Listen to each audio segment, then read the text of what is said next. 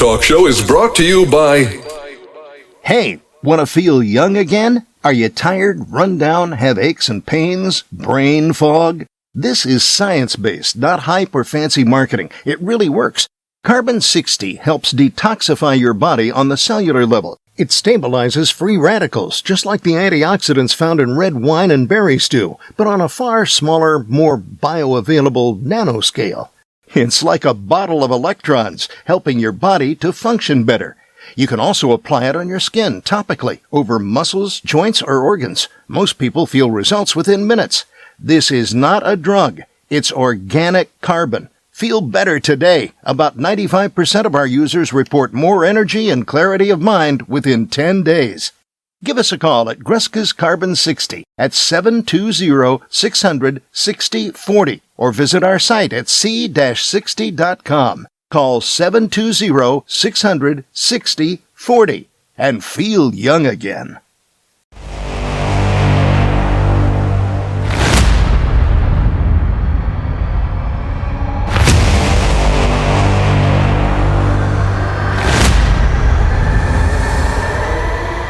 Folks, welcome back to the iHealth channel, iHealth Radio, the FinFab channel, the NBC network, with your host, Hurricane H. New day, awesome show, a show that can give you hope, a show that will give you motivation and inspiration, a show that may change your life, and a show for some people that can actually give them advice on how to deal with a particular, medical condition. And we'll talk about all that.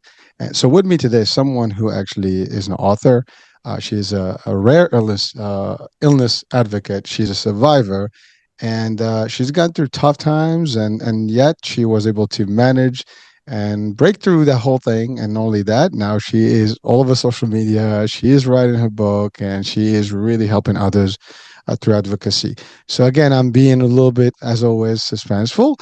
So without any further ado, I have with me Holly Francis, and she is definitely gonna guide us through a whole different experience of hers first. So Holly, welcome to the show. Thank you so much, Hurricane, for having me on.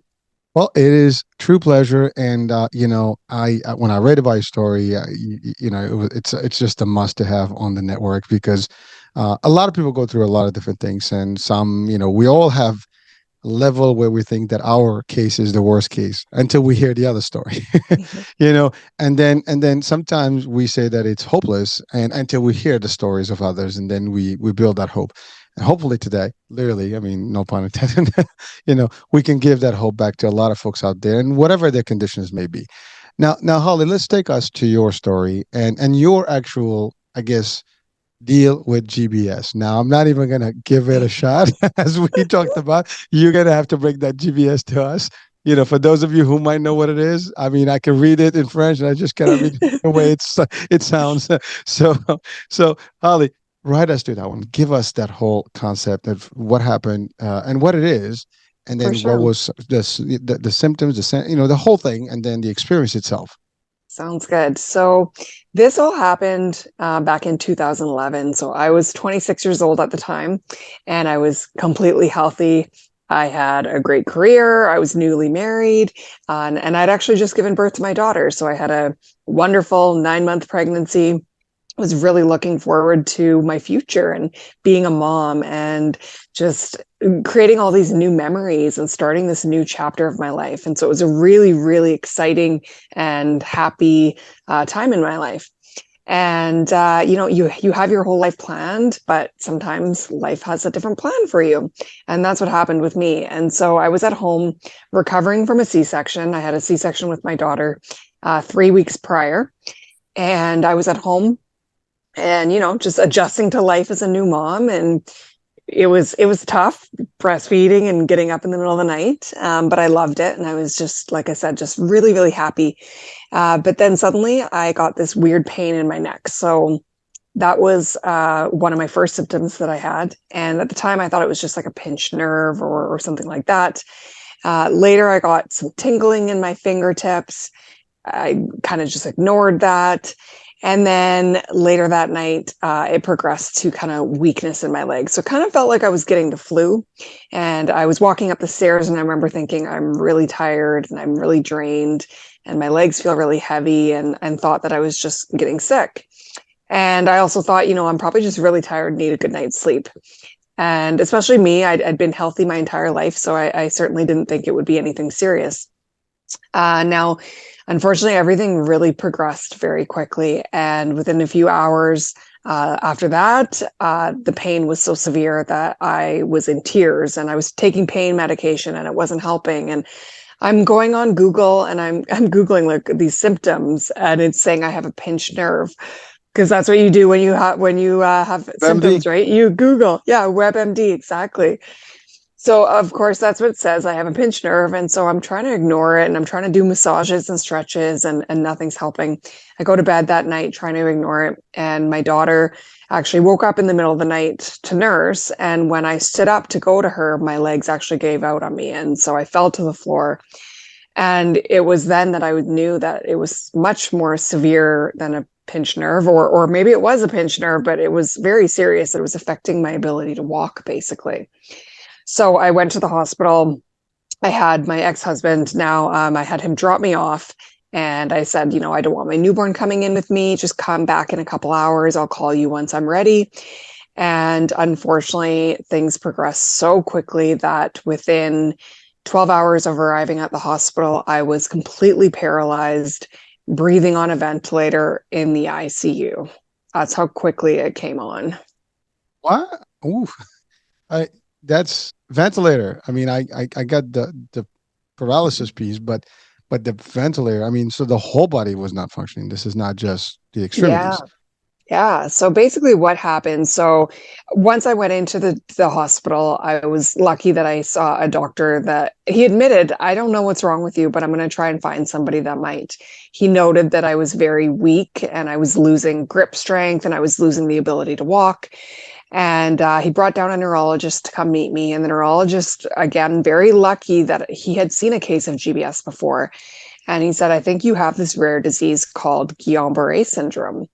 And I remember just looking at him going like, I don't know what that is. I've never heard of that. Most people have never heard of GBS. And so what it is it's a rare autoimmune disorder, and it's very similar to multiple sclerosis. So a lot of people know what MS is, Yeah. and MS is affecting the basically the brain and the spinal cord. And GBS is very similar, but it basically affects the nerves in the body. And so your immune system sees an attack on the body, and then it sends out your immune system to basically, attack or fight whatever it sees. And the body then begins to attack itself in GBS. And so that's what was happening to me. It started to attack the nerves, and basically it stopped my body from being able to transmit signals and causing weakness and eventually paralysis. So the paralysis for me spread so quickly.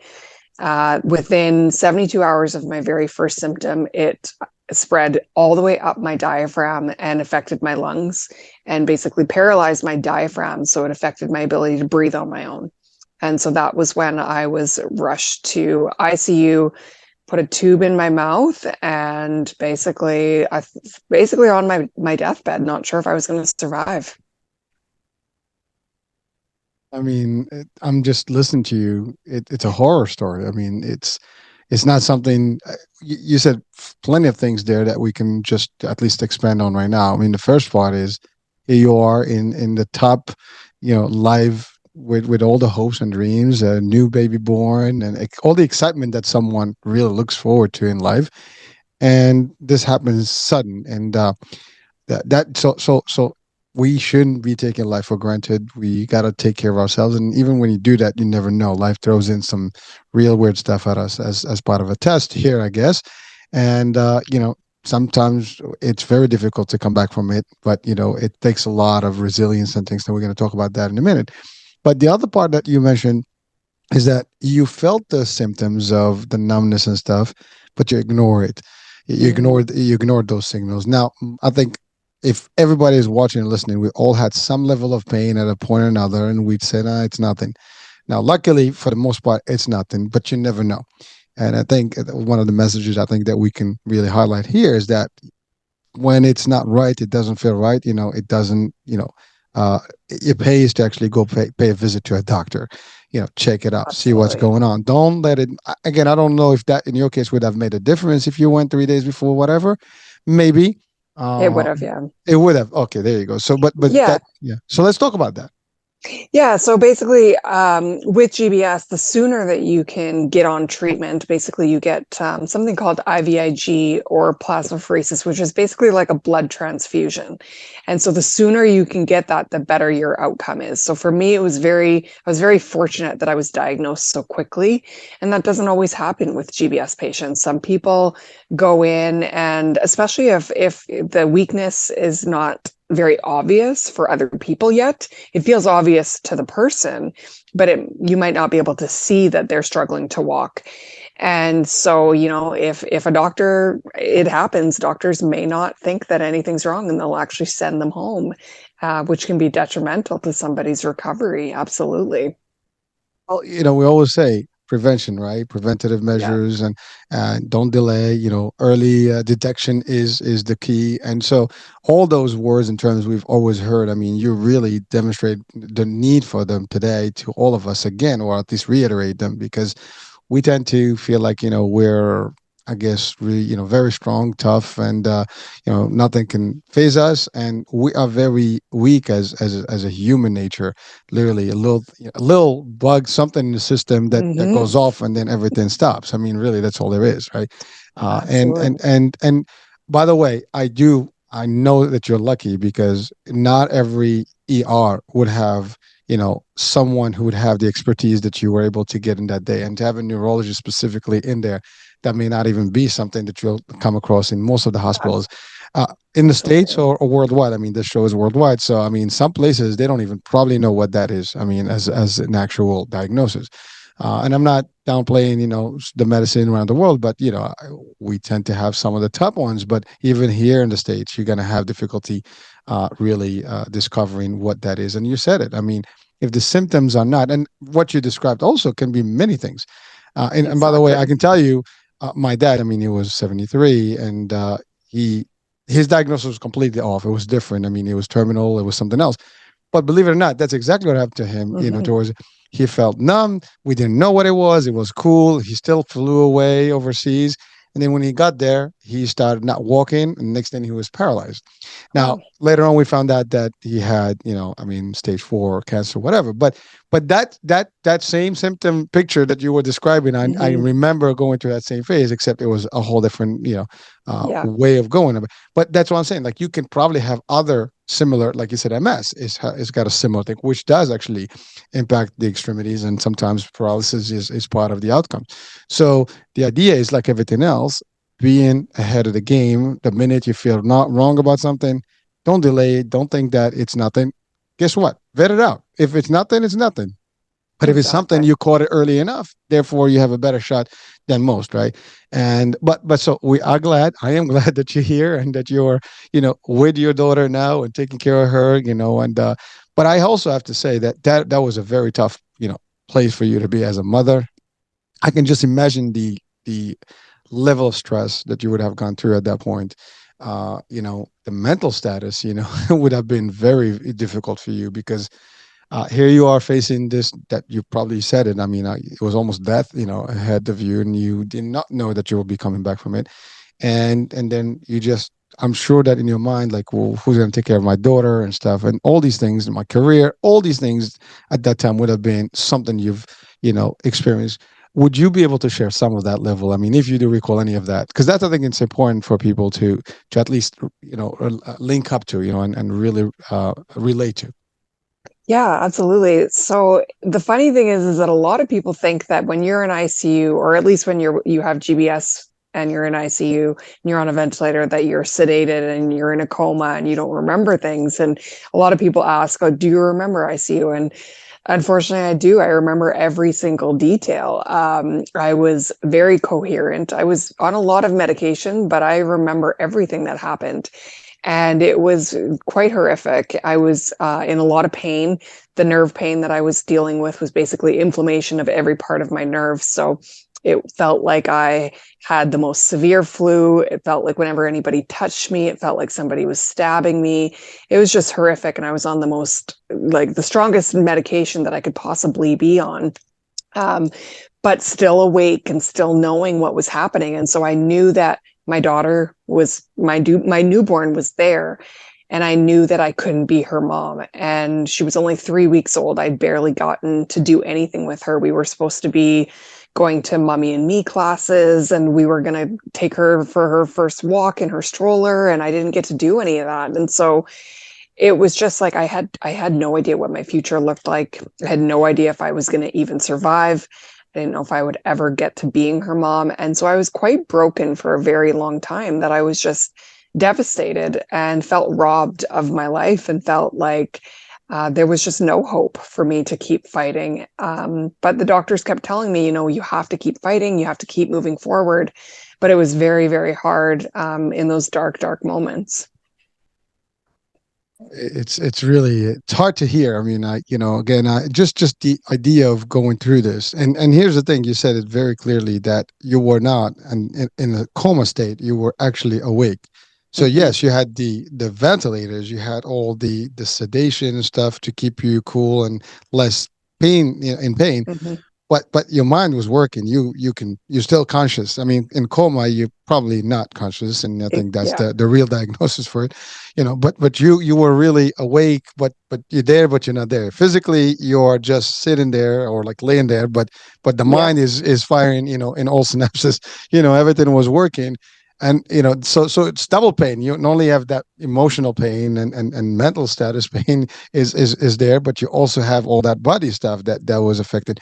And you mentioned something very interesting, because then any one of us who's experienced any level of pain, whether it's a headache or you hit yourself somewhere, whatever, it's painful. Your description is that the whole body was in pain. I mean, that's like having torture all over, like you're being fried alive. I mean, just thinking about that, it's like it's unimaginable. And it's one way for you to say it now, because I don't think words can describe exactly what you were going through.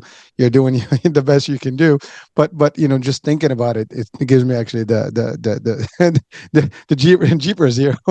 Or it's really difficult to even comprehend the magnitude of pain you were going through. So again, my heart is to all people that are going out there, with any type of pain, because it's not fun. I mean, you get just as basic for ladies, menses can be very, bad. A bad headache and migraines can be bad. But what you had is like, 100-fold, that pain, or even more. I mean, I don't think there is if we were saying from 0 to 10, you're like, 100. That's pretty much what I had. They would ask me what my pain levels were, and that's what I would say. Like at 100, it was just out of this world. And I was also dealing with a lot of nausea and vomiting, because I was on so many different medications. And so I just felt awful all the time. I was on the ventilator, which was terrifying, because it constantly felt like I was underwater, about to run out of air. Every breath was very forced and felt like it was unnatural, and felt like I wasn't going to be able to breathe. And so there was this constant fear and anxiety that I was going to die at any moment. And then there was the intense depression that, I'm never going to get back to my life. I'm never going to get out of here. I'm never going to get to be the mom that I wanted to be. And it was a long journey out of that hole. And I spent almost 3 months in ICU, in that dark place. I was going to ask, how long was that actually? That's just the ICU. Then there's more. Yeah. I mean, so from the minute you went in, 3 months out, you were all in the ICU. Almost 3 months. Yeah. Yeah. So plugged in with the stuff in and all that, and feeding you through IV and all this stuff. Yeah, I had basically a tube in my stomach. That's how I was fed. I had first, the tube was in my mouth. The ventilator tube was in my mouth, but it was later moved to my throat through a tracheotomy tube. And so I was able to mouth words, and that's how I communicated, or else through my family would basically point to letters on a communication board, and they would spell out sentences that I wanted them to use. But other than that, I couldn't speak for almost 3 months.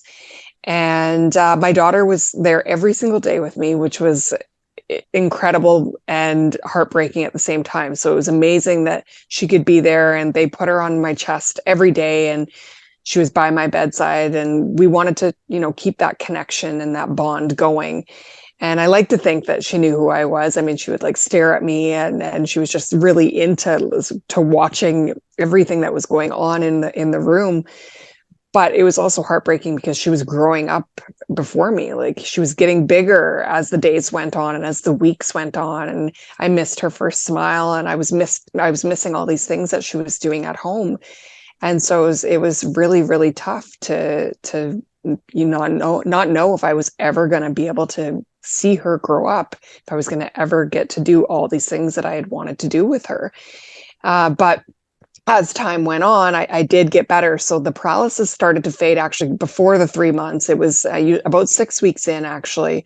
And it faded back where it started. So my fingers, and then it gradually kind of moved up and down my body, and I could start to move my hand, and then I could move my arm, and then I had to learn how to breathe on my own. So getting off the ventilator was definitely the hardest part of my journey. And that was where I had to practice off the ventilator for 20 or 30 seconds at a time.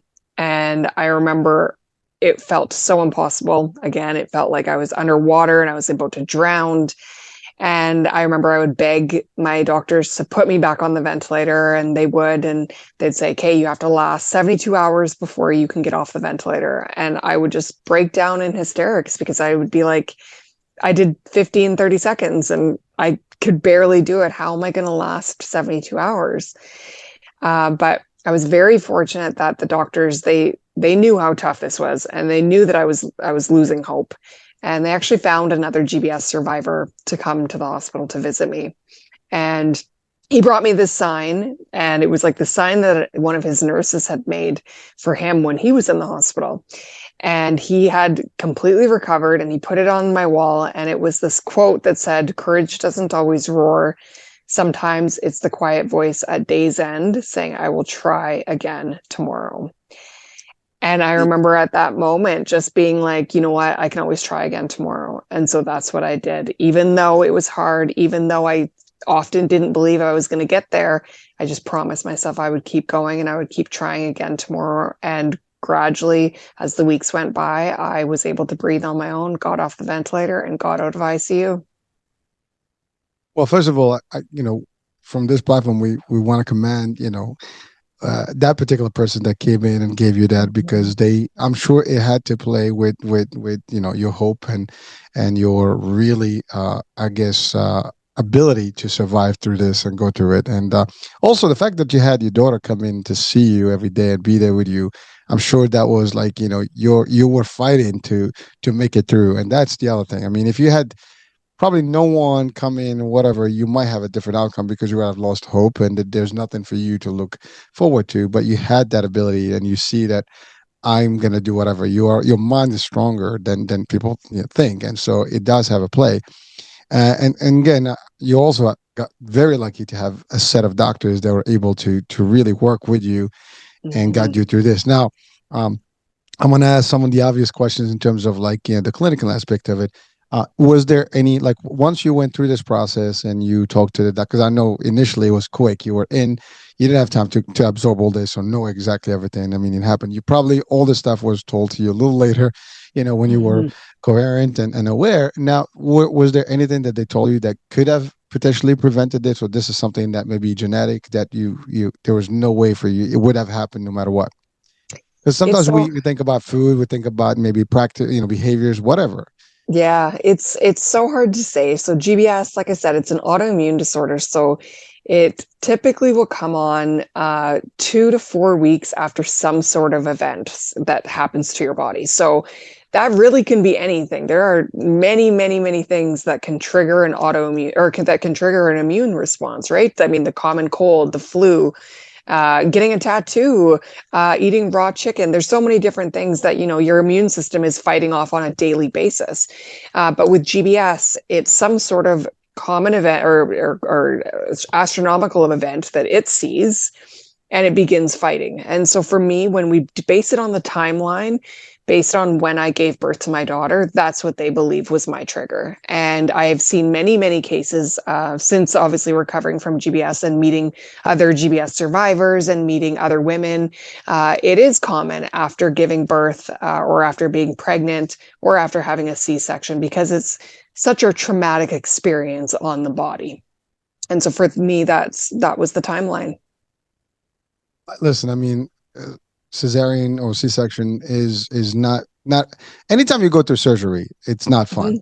Mhm. And sometimes, and by the way, I've seen this happen, and I hate to say it this way, but I am in the insurance space and the healthcare, and even with my wife, believe it or not, when she was pregnant the first time, she went to this doctor, and this doctor only did C-sections, literally.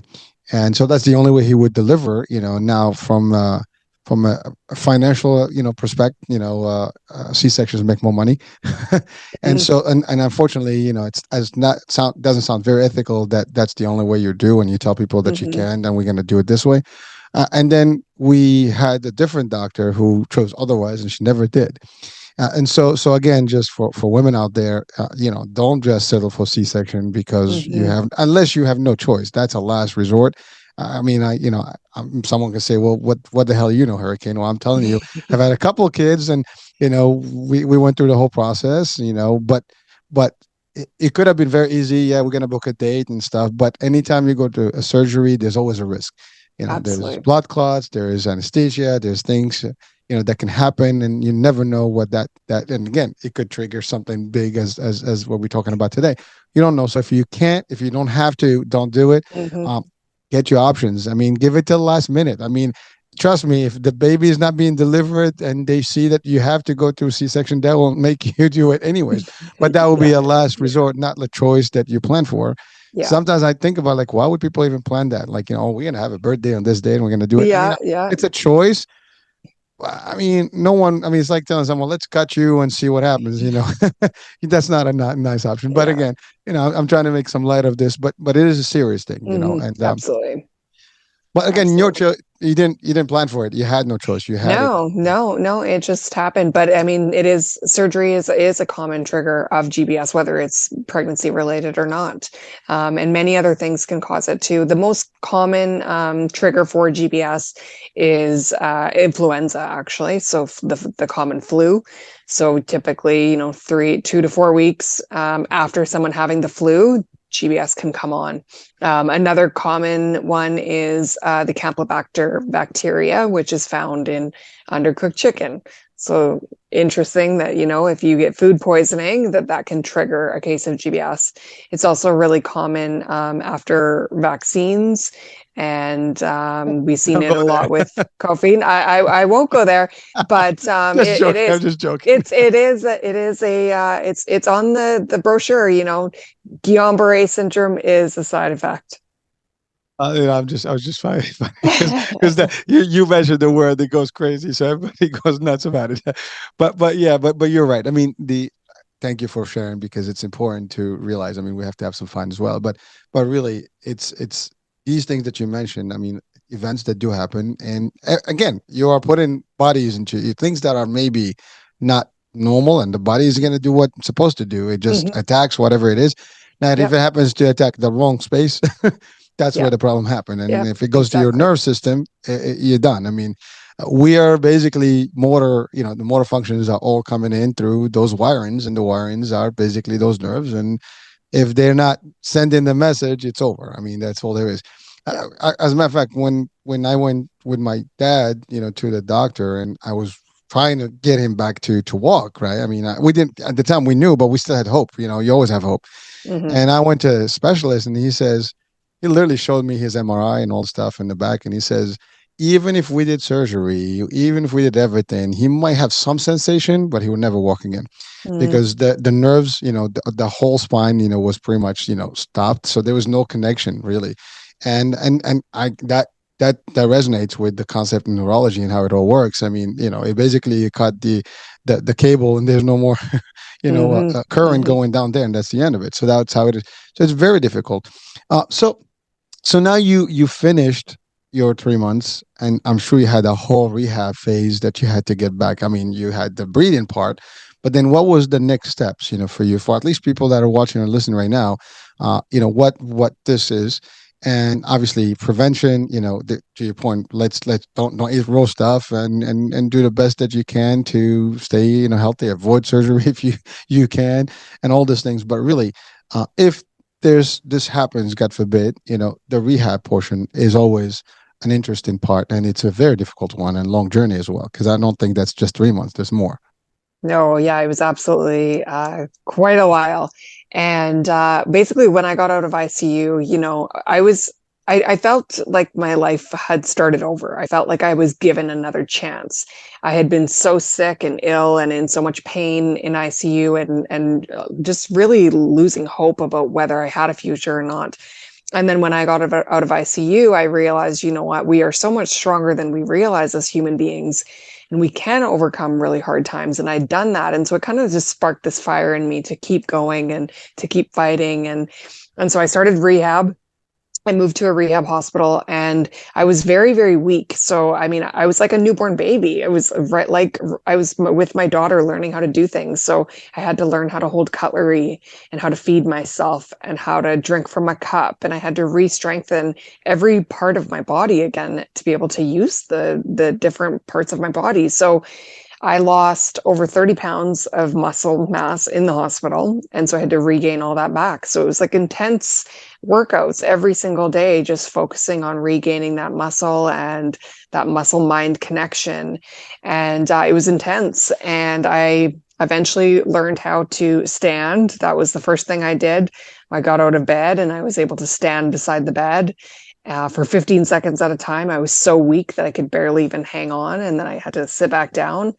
And eventually I had to learn how to walk. And again, that was another really, really tough part of my journey that I worried, am I ever going to be able to get out of this wheelchair? So I was in a wheelchair for quite a while.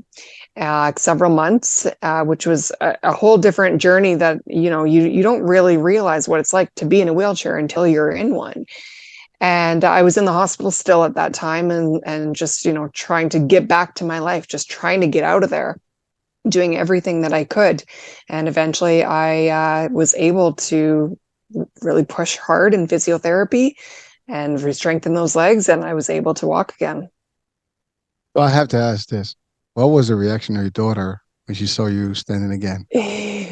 Well, she was just so little, right? So she would have only been, by that point, she would have been about Oh, yeah. 5 months old, right? So, but she was such a huge motivation for me, because it was like, you know what, like she's going to have to do this probably in a year or so. She's going to have to learn how to walk again, and she's going to do it probably with a smile on her face, and she's going to be laughing and all this. And for me, it wasn't like that. It was so hard and challenging, and I did it with tears in my eyes. And it was just like, I don't know if I can do this. And just seeing her was motivation enough to be, like, you know what? Doing Babies do it this. all the time. Babies learn how to walk and they just get back right up, and they don't care, and they don't have any fear about it. And so I had to just do the exact same thing. It was your inspiration and hope. Right? And by the way, hope is dangerous, right? I mean, Hmm. yeah, I think what was that, the Hunger Game, and I think there was a comment there like you don't give people hope because that's a strong pill to give people that can current I guess government or whatever, but hope is powerful, and when you have that, when you Hmm. build that, and you have a target that you really want to make it and survive through, it's very powerful, and it Yeah. gives the mind all the energy that it needs and the motivation to push forward. And you did. And by the way, you're downplaying. You say it. I mean, in words. And again, words are not as. I know, words are powerful, but a picture is, worth 1,000 words. And I'm sure if someone has seen you in the condition you were, they will know what that Hmm. meant. It's not a picnic. I mean, we see it in movies, but it's Hmm. dramatization. It's not really what it is. But in real time, it's tough. Hmm. And again, you're right. You're looking at your daughter. I mean, when I asked the question, I was more hoping like, was there like, you were in bed and then all of a sudden like she's probably, smirking, having big eyes, googie, She googie, was, yeah. those things, the kids giggle, right? And they have Yeah. different emotion, well, different ways to I guess to share their emotions. Yeah, absolutely. I mean, when I first took my first steps and I walked basically these two metal parallel bars that I had to walk, and my mom was there, of course, and she had my daughter in her arms, and she was at the end and she was cheering me on, and it was just surreal, right? To be learning how to walk and my mom there helping me as if I was a 1 year old again. So it was just incredible. And like you said, when you have that hope, that whatever that dream is, and for me that goal was to walk before my daughter would. So that's what I wanted to do. I wanted to be able to walk Be and there. be able to help her when she learned how to walk. That's sweet. And by the way, we talked about your daughter and you, but your mom. I mean, as a parent, I mean, I'm sure she was devastated too to see her daughter in that position and potentially losing her daughter. I'm sure. So that's another person that sometimes we don't talk about it in shows like this, but your parents are also they're always going to be your parents, and they're going to always worry, and until the last breath they're going to have that. So going through that experience, I'm sure that was devastating for her too. And I'm not sure if that was there, but Yes. anyone at that point would have been a difficult place for them to be. Hmm. I can just imagine the pain that they would have, and sorrow and everything. And but I'm sure they talk to doctors, and doctors sometimes, and doctors cannot guarantee. That's the other thing. No one can say we don't know. It's looking good. That's probably going to be, and so that keeps them just hanging. It's not going to give them the real. You want to get like concrete results.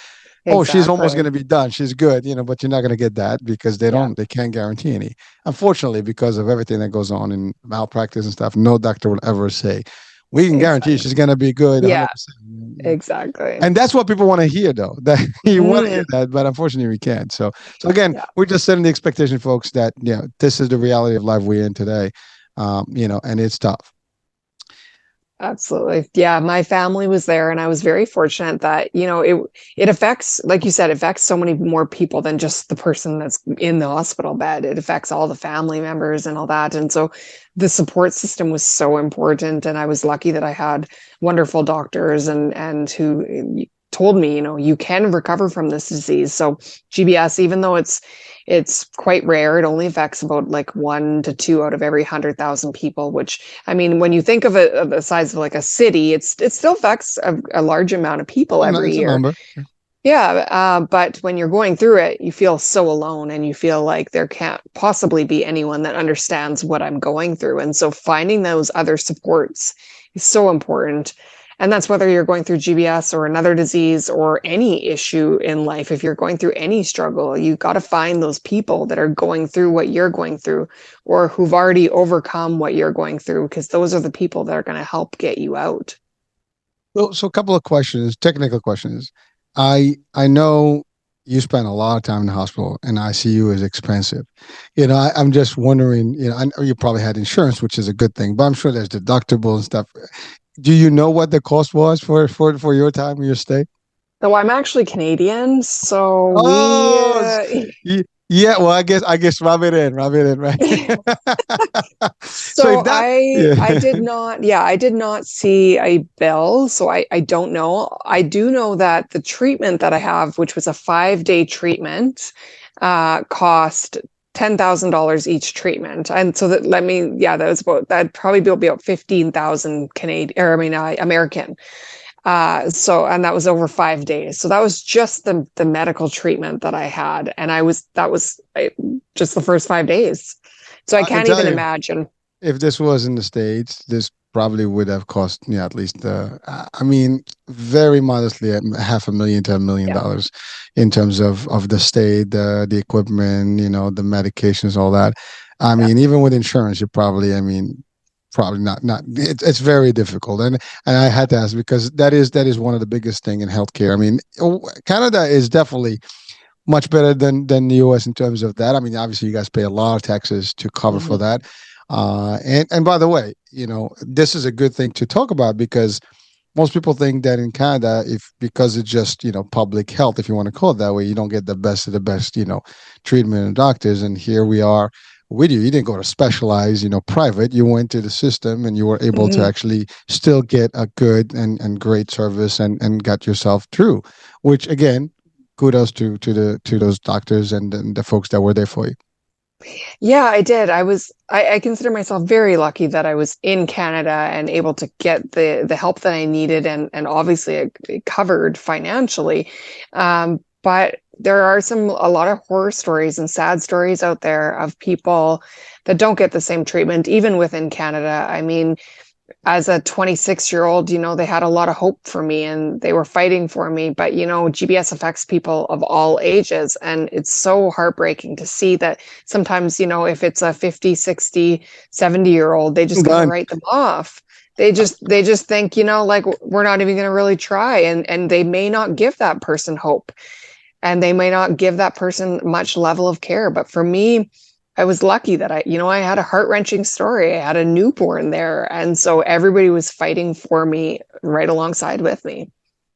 Again, you're very fortunate, and Mhm. listen, we hear stories about guardian angels. We hear stories about that it's not time. We hear stories about and whatever beliefs we have some sort of level of story that talks about your situation. And in my world, you are still meant to deliver in this world, and actually, and you have a legacy to keep, and you're doing that. I mean, through this show and multiples, and the book that we're about to talk about, and this story of yours happened, but it happened where you took it to the next level, where now you share it and you take it on the road to hopefully give hope again to the other Mhm. folks that to as you said, maybe they may not have that from a different source, but they'll get that from your work that you're doing right now.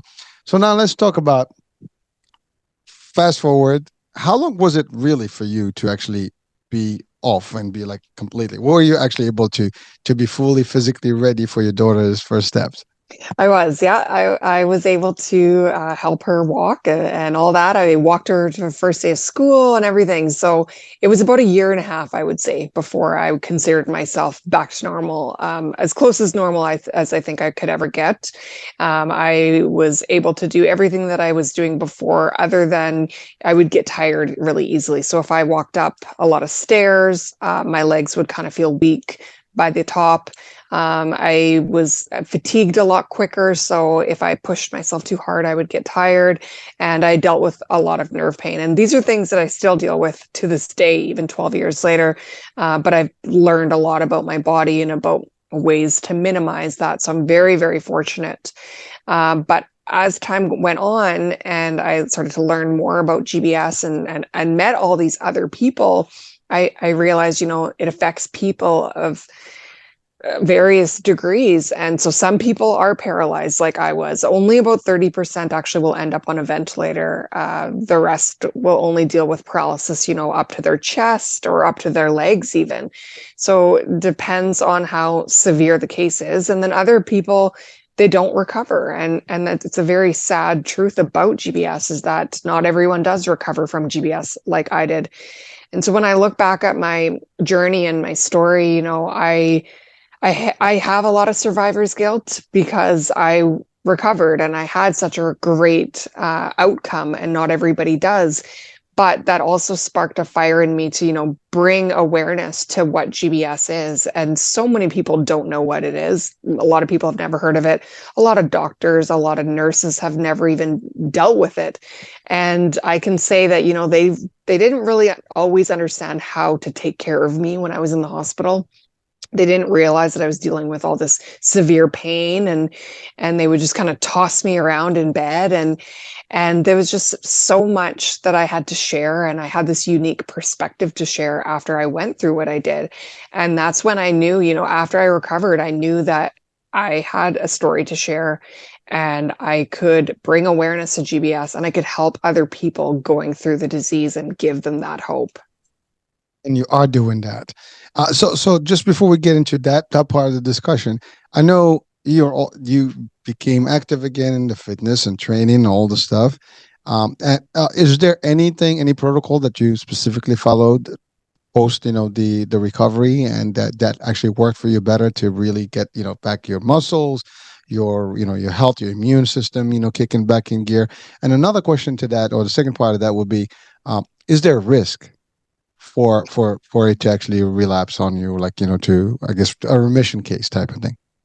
Yeah, so I got into strength training. So when I was doing the rehab therapy, I was physiotherapist, and it was basically like strength training is what I was doing, and so regaining that muscle. And then from there, there was various different things that I got into through either my physiotherapy recommendations or through my doctor. So yoga was one. I was very, very stiff and achy just from everything that I went through, and so yoga did wonders for my body. Strength training was great for the building of the muscles, and then I got into running, which was a personal goal of mine. I never ran before GBS, but it was something, I want to be able to play tag with my daughter.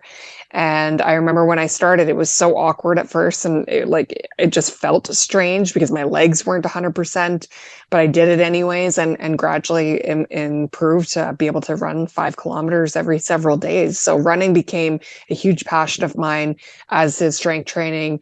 I got into fitness, got into the best shape of my life, which was amazing because I didn't always believe that I would get there.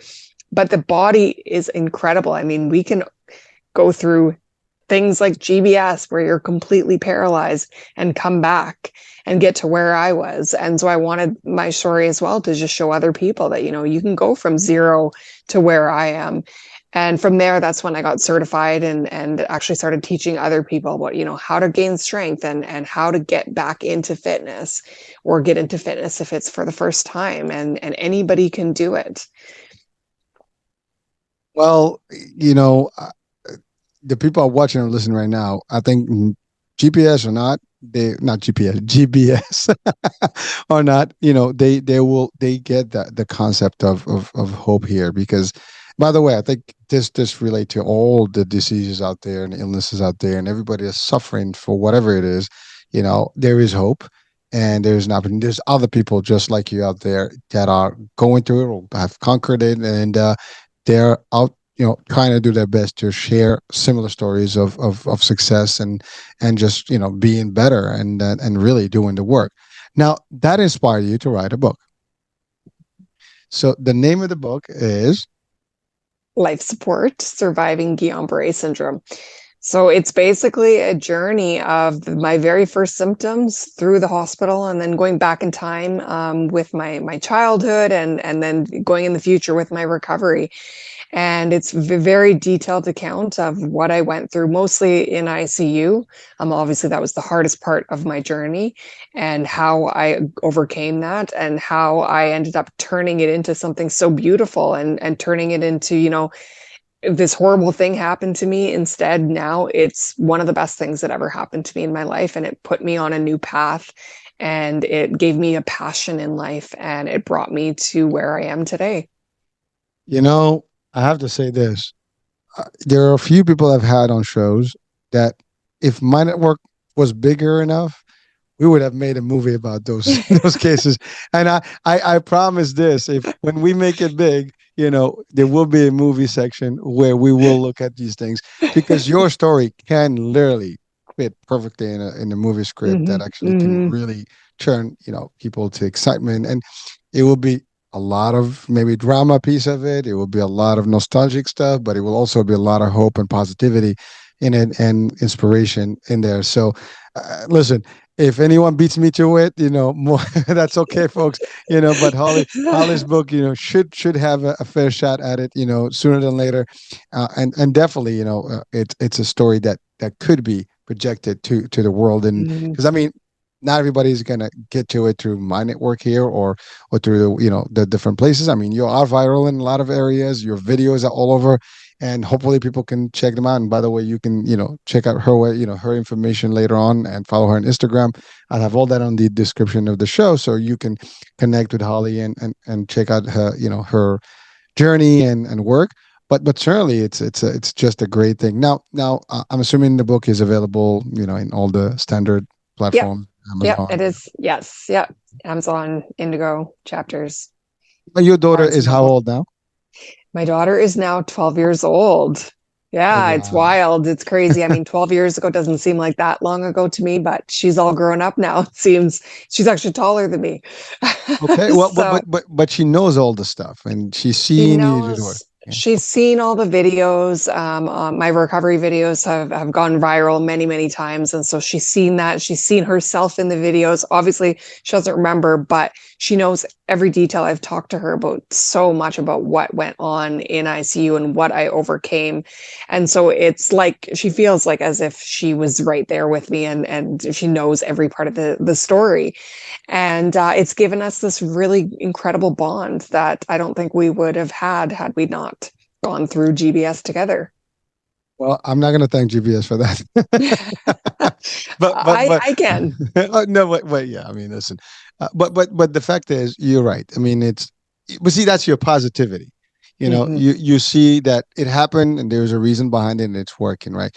But the fact of the matter is, one thing that happened that your daughter was too young to actually go through the pain that you were going through. At least that it's one thing to watch it later than going through it. Like, for example, your mom had, your mom was obviously older, so she can absorb that pain differently than if your daughter that at the time she was like maybe 5 or 6 or 10, or at this age right now. I mean, that would be a crucial age for that. Absolutely. And I'm sure there are people out there today that are going through this with kids and that may be older. Yeah.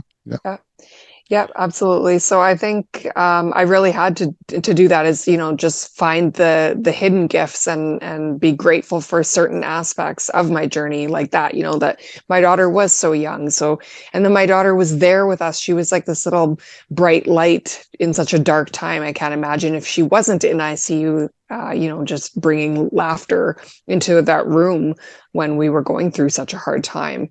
And so I know that, a lot of people believe everything happens for a reason, but not everybody does. And you don't always have to believe that, this happened to me for a reason, but you can try to find a reason. You can say, okay, well, this is something positive that came out of that. And that's what I see, not only just with my daughter and the bond that we've created, but in my entire life. I mean, it's made me so much more ambitious. It's made me go after a lot more goals. It's made me try new things and be more adventurous. And these are things that I would have never had or gone through had I not experienced GBS. So it's definitely changed my life for the better. And that's something that I choose to focus on. Well, you have a different sense of appreciation for life. Exactly. I mean, anyone that had trauma in their life would probably relate to you better than folks that take it for granted, right? Only when you go through pain and to suffering, whatever that may be, that's when you start really appreciating, even financially. Some people get through tough, hard times, in financials. And that's when they realize like all the blessings they might had, or on things like how other people may have had it rough. So things, and that's the least amount. I mean, financial stress is one thing. I mean, but nothing beats when your body is the one that is actually getting afflicted, because money can go and can come back, but health can be very difficult to regain, and if it does, it's a lot of work, and years go by. But I love your perspective. I love your vision of positivity, and you're projecting that to the world. Now I do want to go back to one thing. Now, you were working when this whole thing happened. Was there any type of I mean, were you able to go back to your career path, or you changed it all over again, to a different path? No, I was able to go back to my job again. I was very fortunate because I was in Canada. And so in Canada, we get actually a year off for maternity leave. And so I was lucky that, I had that year off anyways, and I was able to get disability through my employer. So very fortunate there. And I was able to have my recovery and just focus on it. And then after that, I was able to go back to my job and get back into human resources. From there, I've branched out and done tons of different stuff. So I've done fitness training, and I wrote the book and do a lot of speaking. And so I've kind of just gone on many different paths from that experience.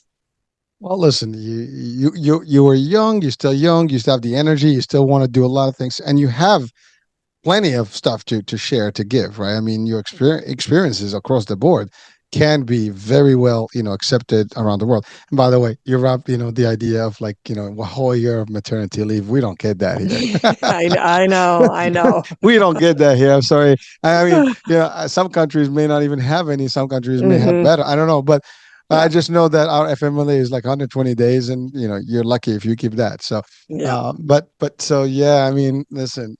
whole Canada. I have to say so. But listen, I mean, it is. I mean, we have some fun here, but again, this also shows like how it's amazing. We don't look at it from that kind of concept. Like the system sometimes, can make a difference in life of that. In this case, and there are parts of the world where people have the healthcare is so bad. They just die because there's nobody to take care of them in the first place. And again, I Absolutely. mean, from a religious perspective, everybody goes in due time, but still, I mean, you can still think that everybody has a hope for someone to have the care and at least get the due diligence process. And there are places in the world that don't even get close. It's unfortunate, but that's reality. Yeah, and the GBS affects people all over the world in many, many cultures and countries and all ages. I mean, I know people that are as young as 2, 3 years old. And I met a man from Peru, actually, that he literally didn't even go to the hospital and he recovered at home. And I can't even imagine what that would be like to not have a healthcare system to help you through that. And he actually recovered on his own completely.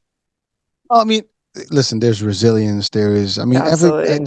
circumstances are different, and the mind also plays and again, the support system.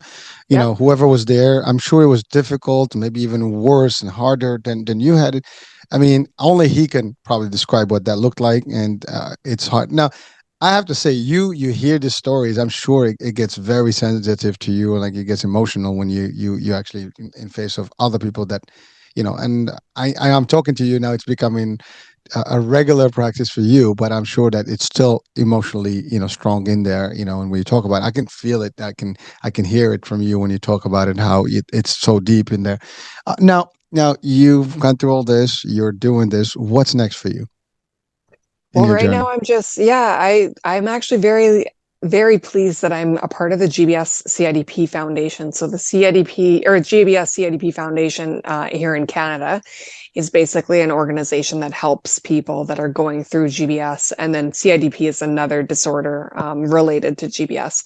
And so for me, that is such a huge passion of mine, is getting to bring awareness, run campaigns to raise money for GBS survivors and for supports. And then my favorite, which it's wild to think that this is my favorite part, but it is to go into hospitals and visit patients. And I've actually gone into ICUs, the same ICU that I was in as well, and walked into hospital rooms and, just said, I've been where you have.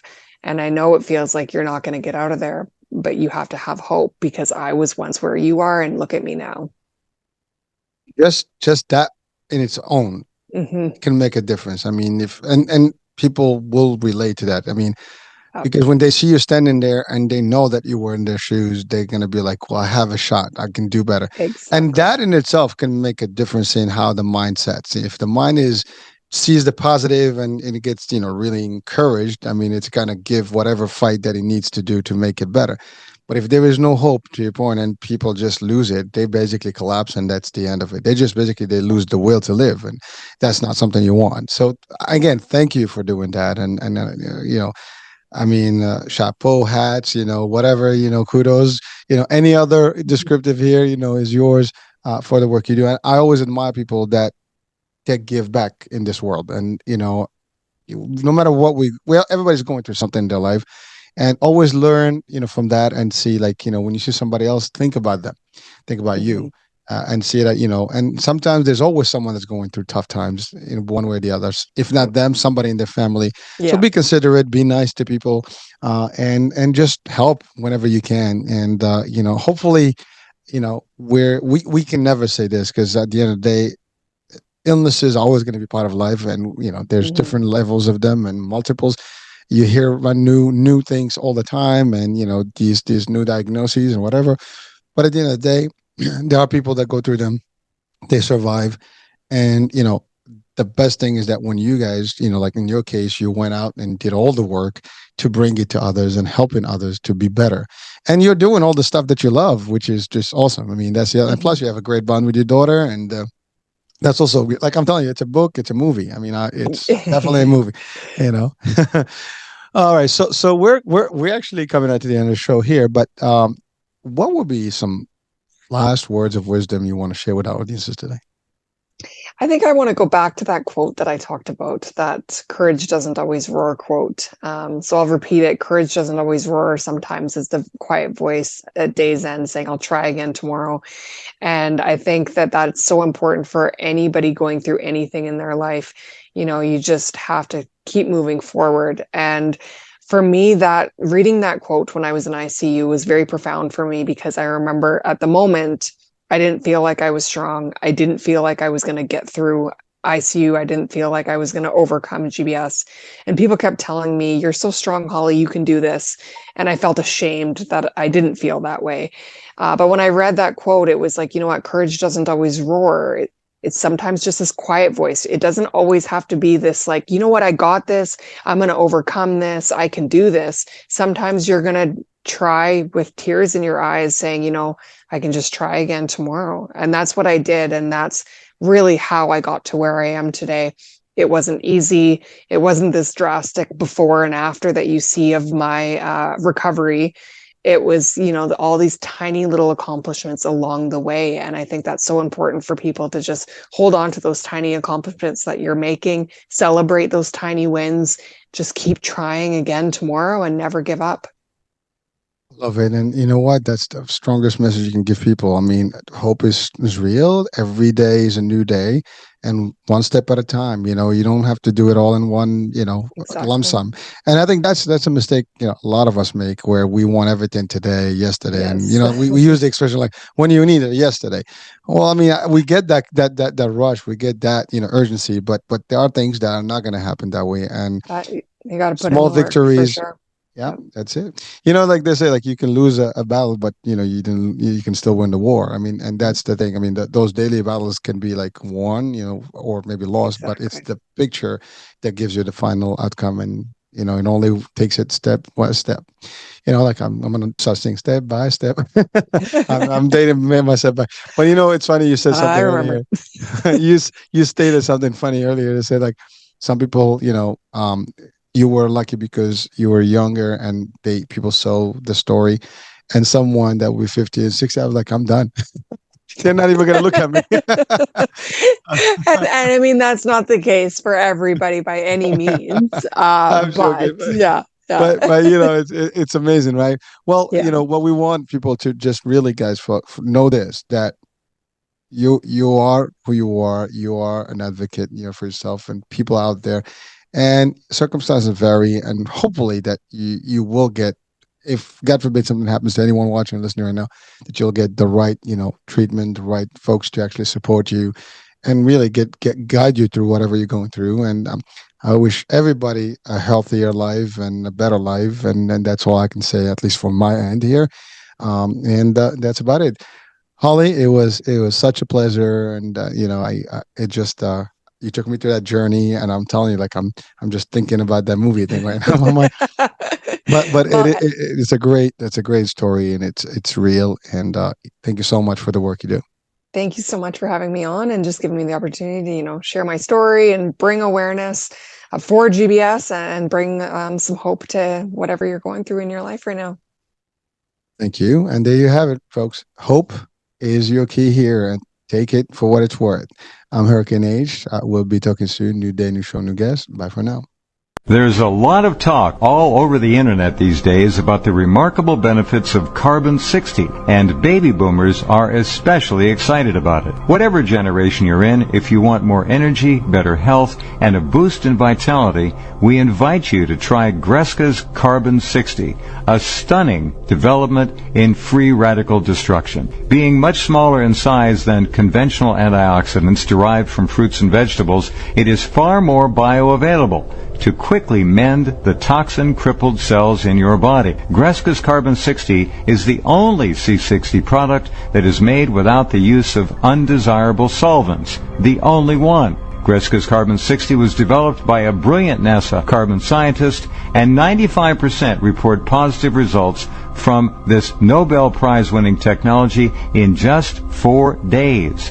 Visit c-60.com. That's c-60.com or call 720-600-6040.